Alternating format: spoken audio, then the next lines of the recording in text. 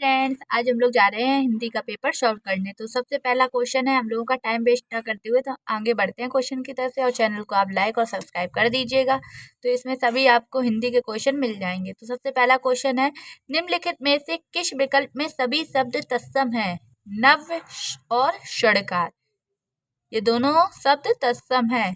नलिन और राजीव शब्द निम्नलिखित में से किस शब्द के पर्यायवाची हैं? तो नलिन और राजीव शब्द कमल के पर्यायवाची हैं। किस शब्द के हैं?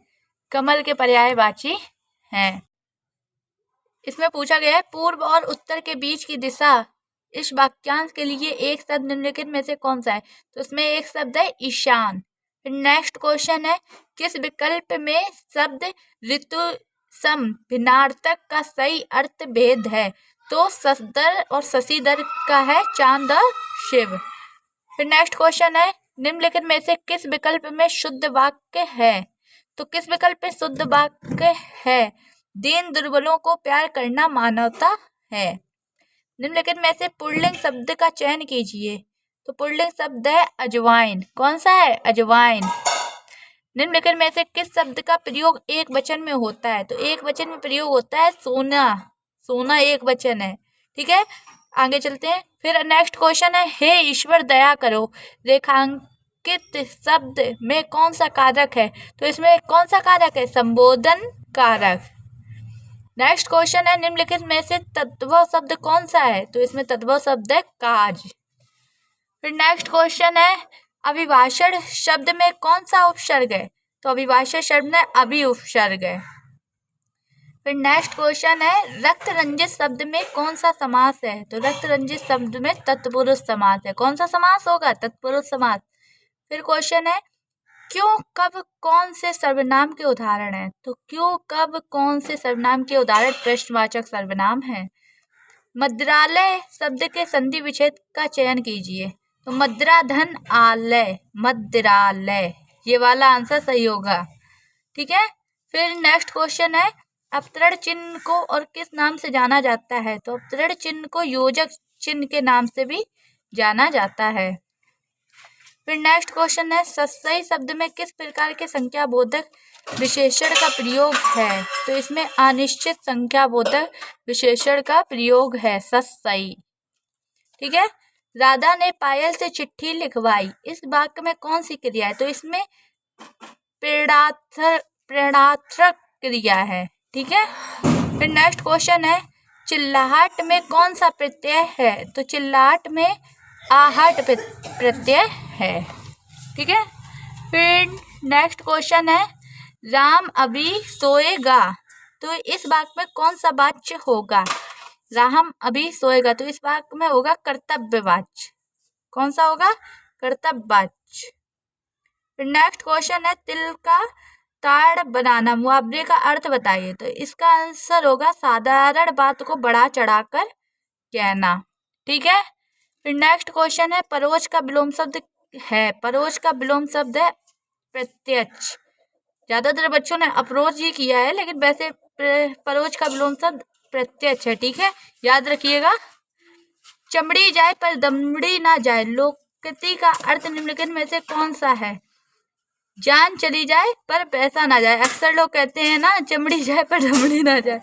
फिर नेक्स्ट क्वेश्चन है, क्रोध किस रस का स्थायी भाव है? तो क्रोध है वो रौद्र रस का स्थायी भाव है। फिर नेक्स्ट क्वेश्चन है, सोरठा के द्वितीय और चतुर्थ चरण में कितनी मात्राएं होती हैं? तो सोरठा के द्वितीय और चतुर्थ चरण में 13 मात्राएं होती हैं। निम्नलिखित में से किस अलंकार में समान धर्म का होना अनिवार्य है? तो किस अलंकार में? उपमा अलंकार में समान धर्म का होना अनिवार्य है। नेक्स्ट क्वेश्चन है, निम्नलिखित में से भाग शब्द का अनेकार्थी शब्द किस विकल्प में नहीं है? तो अनेकार्थी शब्द किस विकल्प में नहीं है? तो ब्याज में नहीं है।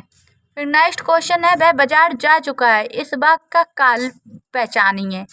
तो इसका काल है आसन भूतकाल, पूर्ण वर्तमान काल। फिर नेक्स्ट क्वेश्चन दिया गया है, निम्नलिखित गद्यांश को पढ़कर पूछे गए प्रश्नों के उत्तर दीजिए। तो आप लोग गद्यांश सही से पढ़ लीजिएगा। मैं तो आपको डायरेक्ट आंसर बता दे रही हूँ क्योंकि सभी के पास पेपर तो होंगे ही। तो इसमें लिखा है कि पहला क्वेश्चन है, भारतीय लेखकों की किस्मत खराब है क्योंकि भारतीय लेखकों की किस्मत खराब इसलिए है कि वे अपनी बात भारतीय शिक्षित पाठकों तक पहुंचा नहीं पाते हैं। ठीक है, फिर नेक्स्ट क्वेश्चन है, उपयुक्त शीर्षक दीजिए। तो इसका शीर्षक कौन सा होगा? इसमें होगा भारतीय शिक्षितों का अंग्रेजी मोह। ठीक है, फिर नेक्स्ट क्वेश्चन है, भारत का सुशिक्षित समाज कौन सा साहित्य पढ़कर संतुष्ट हो जाता है? तो अंग्रेजी। कौन सा साहित्य पढ़ के संतुष्ट हो जाता है? अंग्रेजी। भारतीय भाषाओं के साहित्य के प्रति समाज के किस वर्ग में अरुचि की भावना है? तो किस वर्ग में अरुचि की भावना है? सुशिक्षित से क्षेत्र में।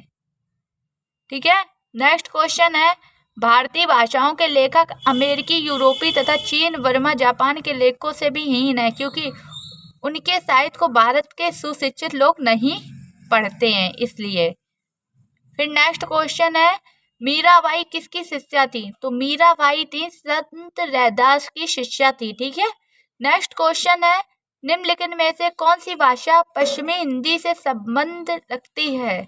तो पश्चिमी हिंदी से संबंध बांगरू भाषा रखती है। कौन सी भाषा रखती है? बांगरू भाषा। ठीक है, नेक्स्ट क्वेश्चन है, निम्नलिखित में से नहीं कौन से प्रकार का रीतिवाचक क्रिया विशेषण है?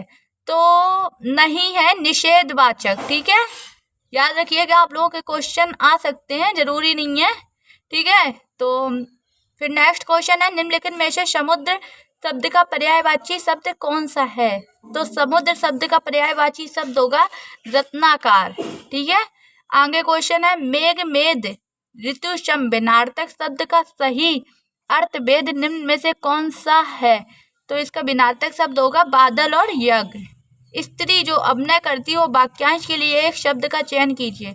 तो इसका हो जाएगा अभिनेत्री। ठीक है, फिर नेक्स्ट क्वेश्चन है, मानसरोवर किसकी रचनाओं का संकलन है? तो ये है प्रेमचंद की रचनाओं का संकलन है। ठीक है, चैनल को लाइक और सब्सक्राइब कर दीजिएगा। Thank you. और मैंने इसलिए नहीं बताए हुए हैं आप लोगों को, जो काफ़ी बच्चे कमेंट कर रहे हैं कि आपने ABCD करके नहीं बताया, तो उसे इसलिए नहीं बताया कि पेपर सबका अलग आया था। ठीक है, तो अगर आप आंसर बोल के बताओगे तो वो ज़्यादा बेटर रहेगा। तो चैनल को लाइक और सब्सक्राइब कर दीजिएगा। Thank you.